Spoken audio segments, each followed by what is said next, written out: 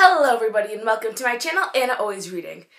Yo, it feels like such a long time since I filmed. It's been like 2 weeks, but I'm here, and as the title of the video suggests, I'm doing a book review, and that book is The Girl with Fire and Thorns by Ray Carson.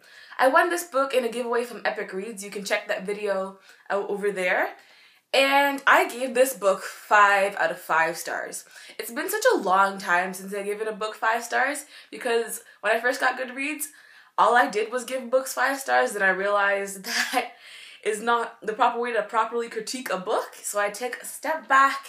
I've been rating books better now, but this book deserves its rating. This book follows the main character, Elisa, and she's the princess of Jordarnia, but there's no hope of her ever being the queen because she's the second child to the throne. Of her older sister, Elodia, will be the queen. So her father, I'm going to put this down now, her father decides to marry her off to a king of another nation in exchange for troops to help with the oncoming war. So then she gets married to him in her own country, then they go back to his, and then she realizes that nobody actually knows that they're married to each other there. And then she uncovers a lot of different plots, but there's something else about her. Number one, in her stomach, in like her belly button area, there's this blue gem in her stomach. It's called the Godstone. The Godstone is something that God bestows in their nation once every 100 years. That means that he chooses someone for like a beautiful act of service. So in her country, everybody worships God, it's praised, but in the country where the king she's married to, nobody knows God, so nobody actually knows that she bears the Godstone.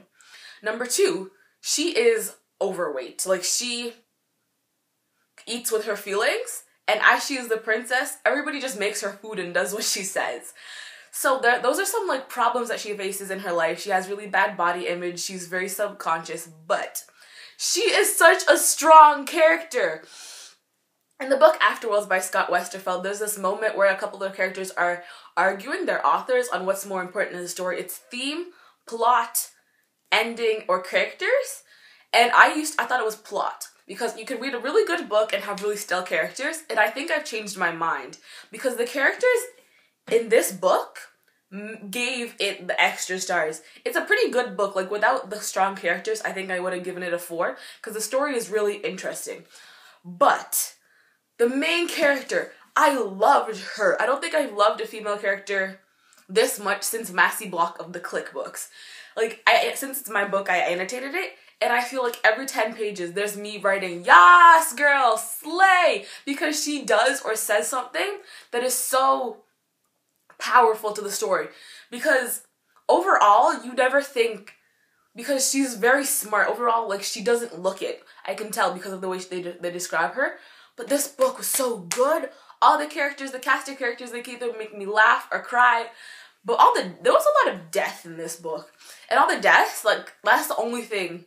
All the deaths didn't make me feel anything. I have yet to discover, like, other than J.K. Rowling, I've yet to discover an author who can actually make a death seem like an actual death.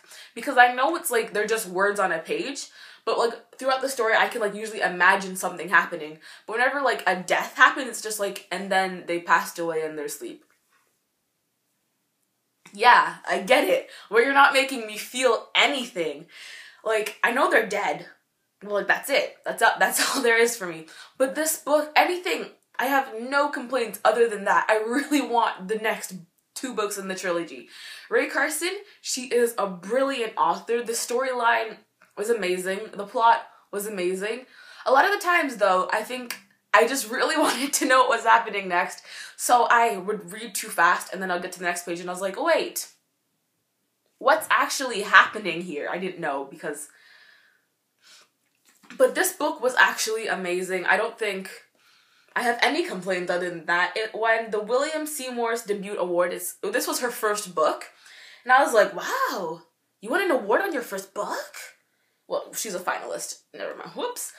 But it was so good, and I was really excited to read this because one of my favorite fantasy authors, Cinda Williams-Shima, she blurbed this book, and I was like, then it's really good.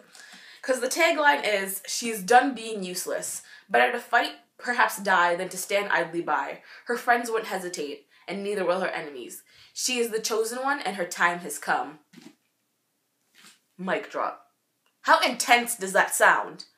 And it was 10 times that, like 300 pages of it. Like, at every twist and turn, I was like, oh, gasp, gasp, gasp. I do highly recommend this book to any kind of reader. You will be on the edge of your seat, and it leaves me wanting more, because she wrapped it up really nicely. Like, after reading it, I was like, wow, I don't really need more, but I want more, which I think is the most important thing in a book series. It leaves you wanting more, but you don't necessarily need it. I don't know. That's how I feel, because I need the other books. What am I doing? Anyways, you guys need to go and get this book as soon as possible. I hope you liked. Also, look at this cover. Isn't it really pretty? Look at it. So pretty. Pretty covers are important to me. Anyways, I hope you guys like this review of the book. I really liked the book, so you guys will like the book.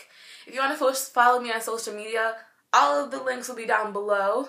I hope you have a great summer. And remember, reading today, reading tomorrow, reading 5 ever. Bye!